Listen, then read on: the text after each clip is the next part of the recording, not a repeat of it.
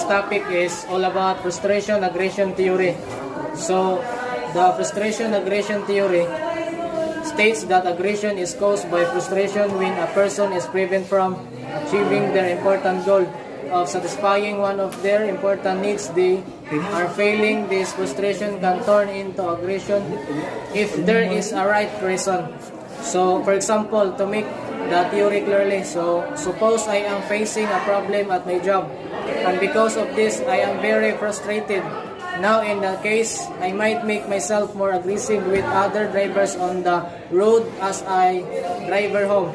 So, in the case, my suppressed frustration turned into aggression when I got the stress of driving. So, frustration aggression theory argues that social movements occur when frustration leads to collective, often aggressive behavior. Failure has various sources and can take two forms. Una, kanang mahimo kini nga hingpit nga mahitabo kung ang mga tao bitaw walay igong puyanan. Then ang ikaduha kini mahimong relatibo nga mahitabo kung ang mga tao adunay igong nga mabuhi apan adunay gamay kanila. Then frustration is feeling of frustration and anger when something prevents you from achieving goal. So kanang pananglitan sir kanang sa kapakyasan bitaw nga mahimong aggression. Ang aggression usa ka malisyosong kinaya. Then kinaya ngadto sa usa ka tawo o usa ka butang.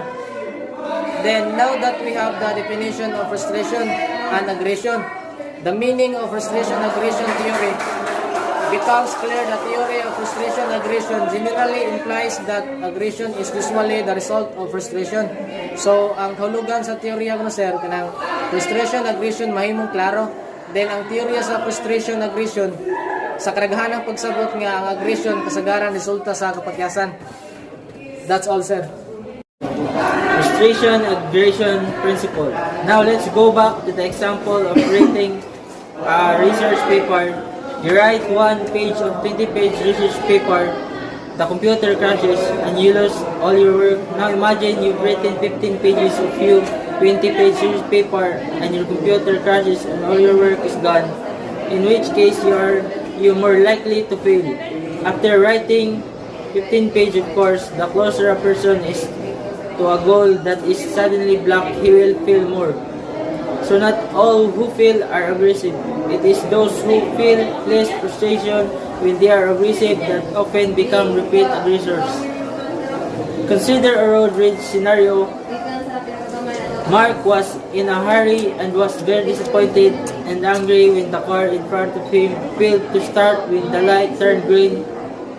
He turned his car to the left and the car passed by him, with his window down while shouting obscenities. Although an aggressive way of handling things, it made him better. When people perceive that they are being prevented from achieving goal, their frustration tends to turn into aggression. Failure does not always lead to aggression, especially if we deliberately suppress it because we know it's wrong or we are afraid of the social consequences of being aggressive. Some people are more predisposed to aggression and it is more difficult to control it. For such people, frustration is more likely to lead directly to aggression than for other people with a calmer disposition or more self-control. Example, football crowds become aggressive when their team starts to lose. Business people can also become aggressive when others start to frustrate their ambitions. So now I'll be discussing the infertory complex of Alfred Adler and delinquent subculture theory. The American Psychological Association defines an infertory complex as a basic feeling of inadequacy and insecurity deriving from actual or imagined physical or psychological deficiency. Simply, this is a feeling of uncertainty to oneself. You are having a lack of self-worth. Now, according to Adler, which he is the proponent of this theory, he compensation this will result to extreme social behavior. Social anxiety, for example, repeatedly being deceitful to others, being impulsive or incapable of planning ahead, and being initiable and aggressive. So there are also called primary and secondary infertory feelings. What are the difference of this feeling? So first is primary infertory feelings, where a child or a person may actually start feeling inferior to others based on his personal experience. Secondary infertory feelings is where a child or a person will start feeling inferior based on the experiences related around him or herself. If you could see the difference, it clearly explains that primary start in childhood as a result of feeling it helpless and being compared unfavorably with others. It can lead to an inferiority complex in adulthood, with each secondary inferiority then occurs when adults are unable to reach their own subjective goals for security and success. In addition, take note that Adler reminds us the feeling of inferiority is a completely normal. Sometimes it can even encourage us to improve ourselves. It's humans to feel a bit normal sometimes, and don't make mistakes and learn from them. You will never be able to grow and improve. The next theory is the delinquent subculture theory. Walter Miller revived interest in delinquency as a product of alternative values in 1958. Miller asserted that the primary motivation of delinquent activity is the attempt to realize the values of the lower class community itself. Miller suggested that working class boys were socialized into a number of distinct values that together meant they were more likely than others to engage in delinquent or deviant behavior, which lead to involvement of criminal activity. Miller described this value as focal concerns. None of these values on their own mean that crime is inevitable.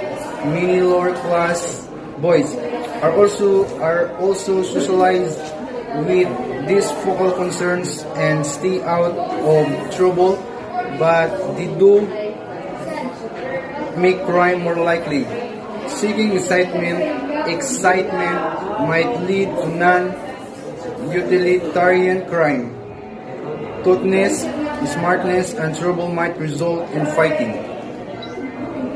So, muna yung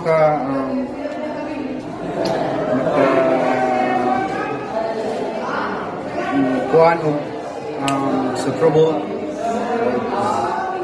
Autonomy might lead to take matters into their own hands rather than asking for help.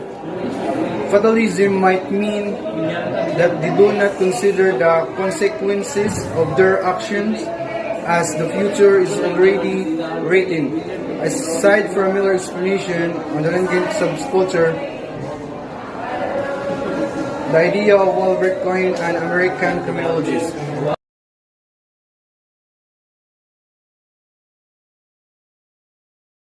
And its assumptions about human behavior have been integrated into numerous criminological theories and criminal justice interventions.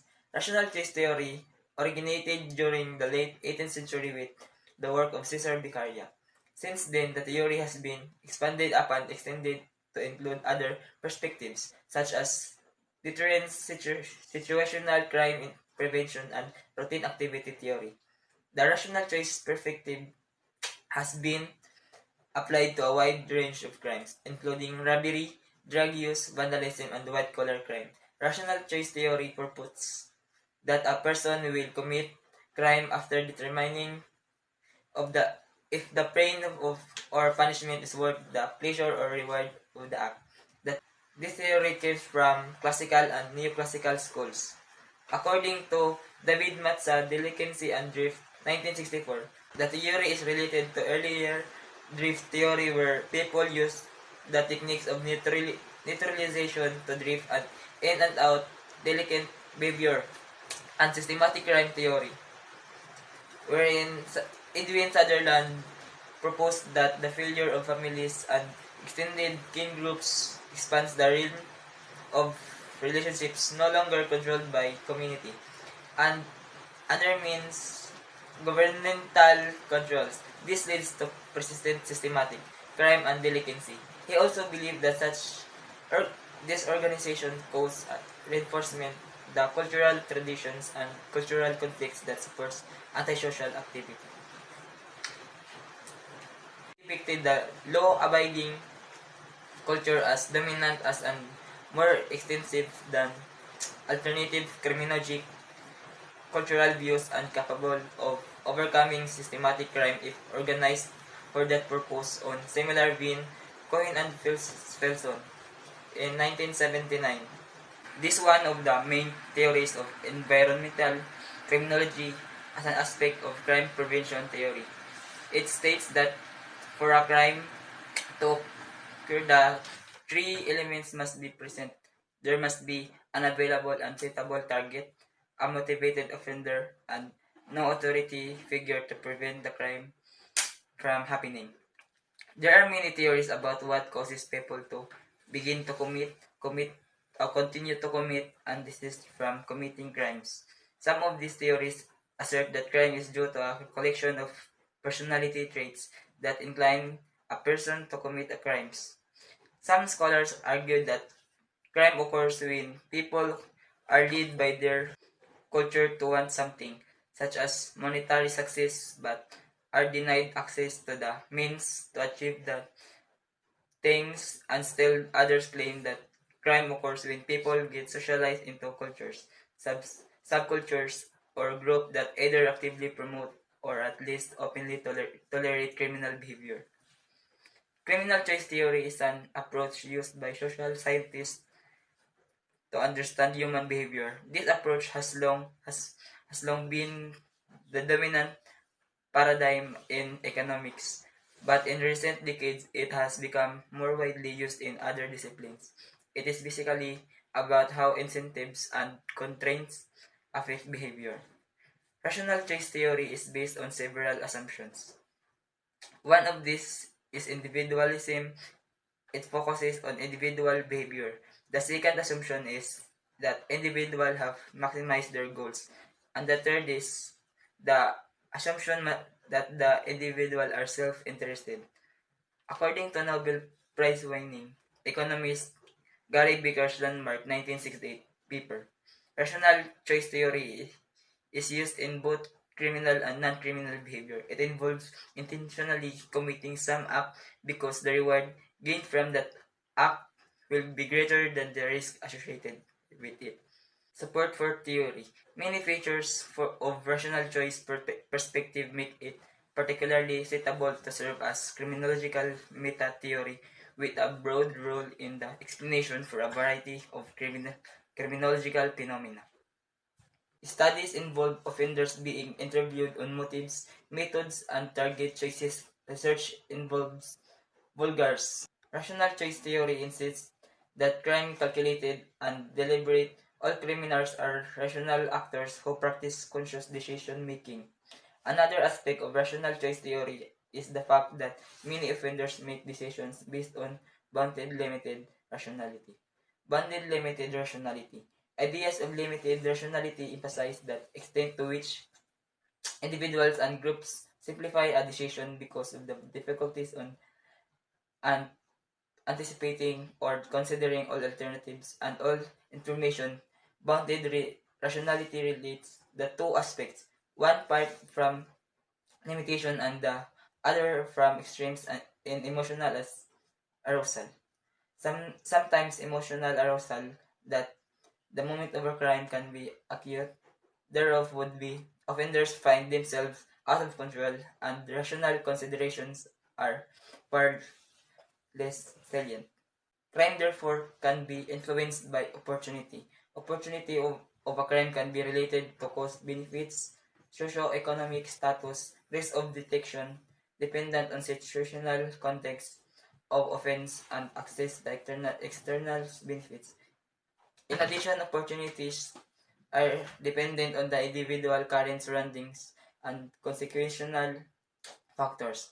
This theory better explains instrumental crimes rather than expressive crimes. Instrumental crimes are involved planning and weighing the risk with rational mind. An example of an instrumental crime can include tax evasion, traffic violations, drinking and driving, larceny, sexual assault.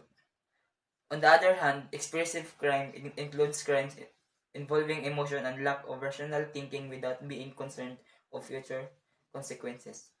Expressive crimes can include non-premeditated murders such as manslaughter and assault. As a result, punishment is only effective in deterring instrumental crime rather than expressive crime.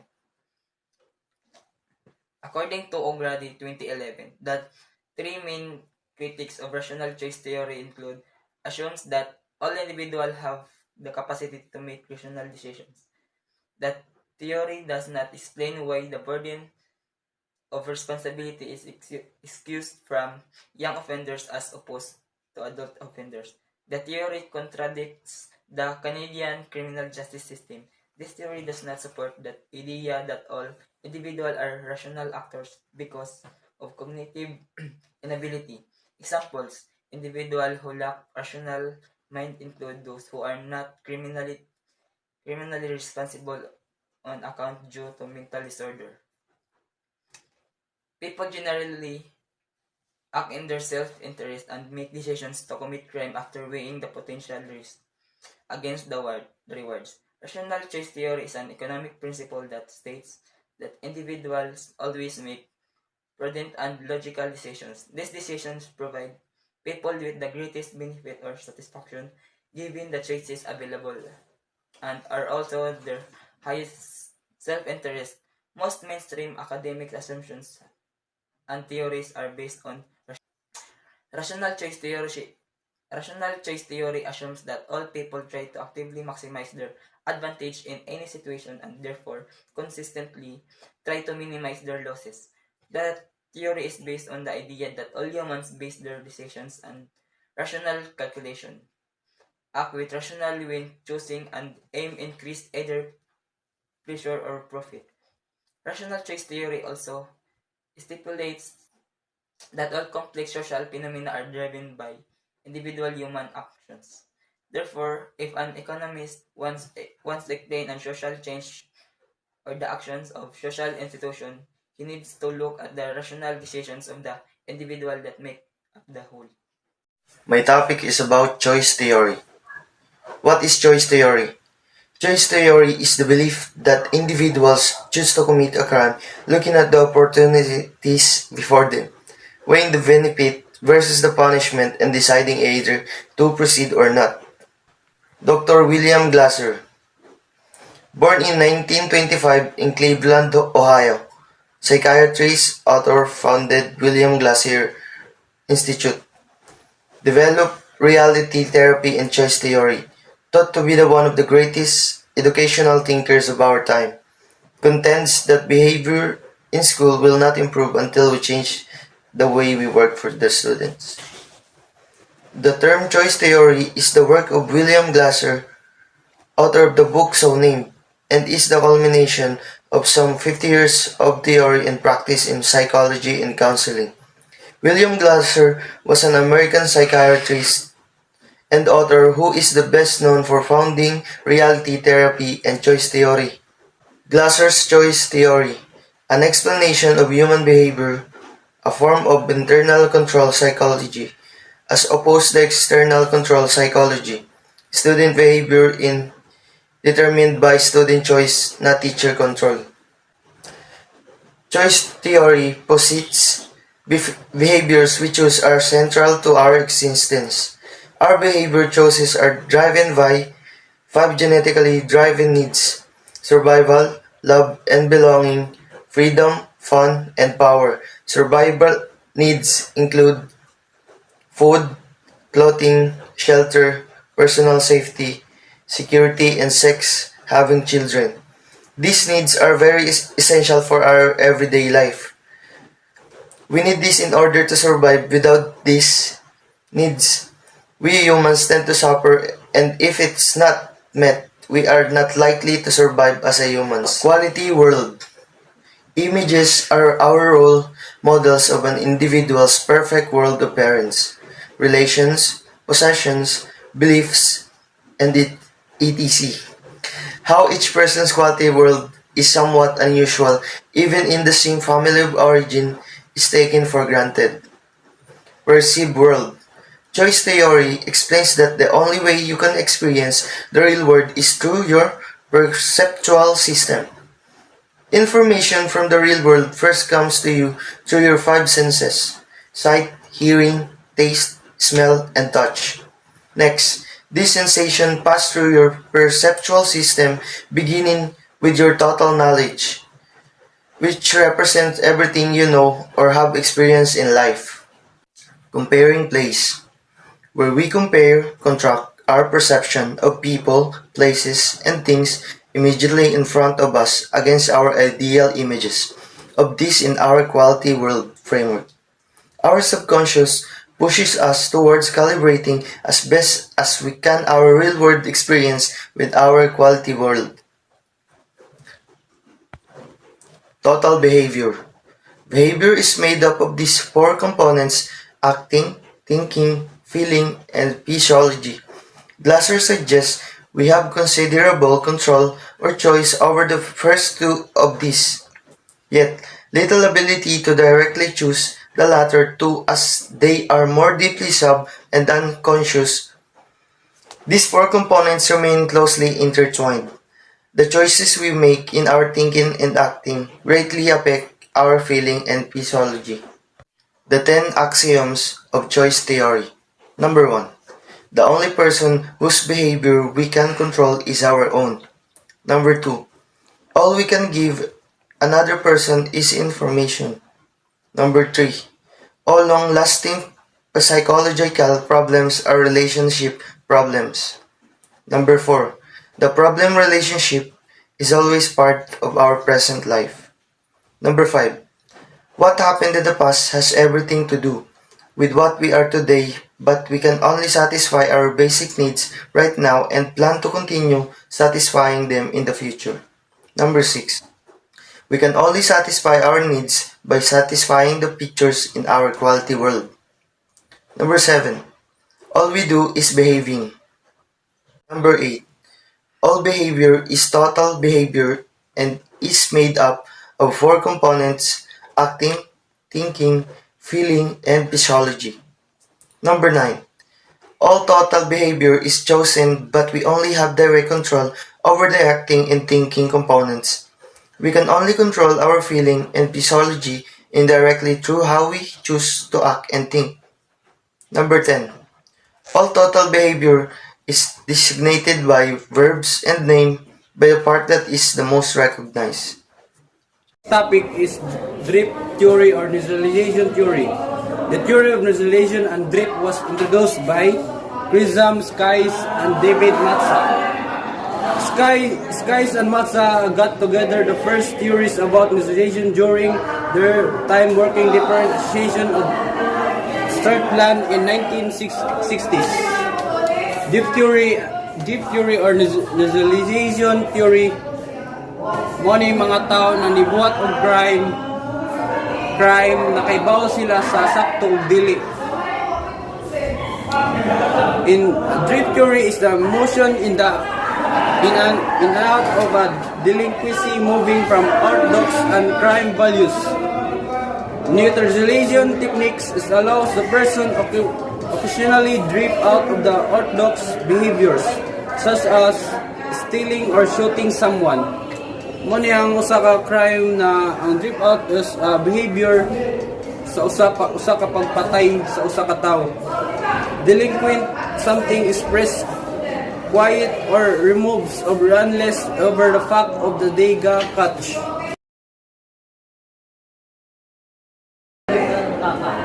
Mo ni sila bubuhat og crime na murag wa lang sila kung di sila masakpan, murag wa lang nila ba, murag ilang gibuhat, murag wara nila paminawa ilang konsensya kung di sila masakpan, di sila muamin. In the first is there are types of drift theory, of isolation theory or necessity. First is denial or responsibility. Many delinquency is trying to avoid illegal action or not fault. Kanang parehas ng example, you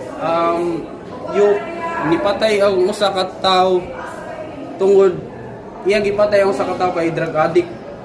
So iyang gipatay wa siya wara to niya murang ang nibuhat siya crime kay ba siya na ang pagpatay sala, pero iyang gipatay ang usa ka tawo tungod drug addict. Murag wara siya denial of responsibility. Next is denial of injury. Delinquency is trying to neutralize their behavior by downplaying an injuries inflicted in the victim. And the third is denial of victim. Many delinquency try to downplay their crimes by insisting of victim had to it coming. The fourth is condemnation of condemners. Many criminals see the world as a dog. Eat dog plays. By placing blame elsewhere, delinquents can be neutralized. Their feeding their action were wrong. And the fifth is appeal to the higher loyalties. The young delinquencies often feel strained who will the place of loyalties to. They are often between social groups and abiding the law. Isgay and Madza blame a lot of delinquency on the Divan subculture. There are several observed values that they call subterranean values.